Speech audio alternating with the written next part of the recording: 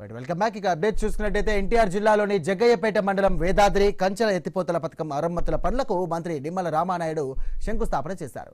ఇక 17,366 ఎకరాల రైతులకు సాగునీరు అందక ఇబ్బందులు పడుతుండటంతో ఈ చర్యలు చేపట్టామంటూ కూడా తెలియజేశారు. మోటార్ల అత్యవసర మరమ్మతుల కోసం 33 లక్షల రూపాయలు ఎంపీ ల్యాండ్స్ నుండి ఇప్పటికే విడుదలయ్యాయంటూ కూడా తెలియజేశారు.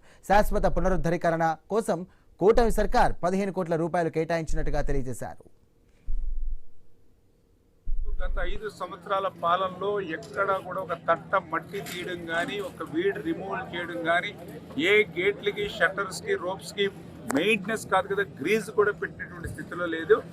5 సంవత్సరాల గొడ్డల పార్టీ పాలనలో మెయింటెనెన్స్ కోసం 5 సంవత్సరాలకి 200 కోట్ల రూపాయలు ఖర్చు పెడితే, మేము మెయింటెనెన్స్కి ఈ 2 సంవత్సరాల్లోనే 1216 కోట్ల రూపాయలు ఖర్చు పెట్టాము అని అంటే, మరి ఈ గత ప్రభుత్వానికి ఈ ప్రభుత్వానికి ఇరిగేషన్ యొక్క ప్రాధాన్యత ఏంటనేది మీ అందరికీ అర్థమవుతుంది.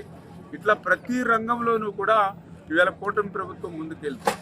అందులో కూడా ముఖ్యంగా ఇప్పుడే మన ఇక్కడ ఉన్నటువంటి జర్నలిస్ట్ సోదరులు కూడా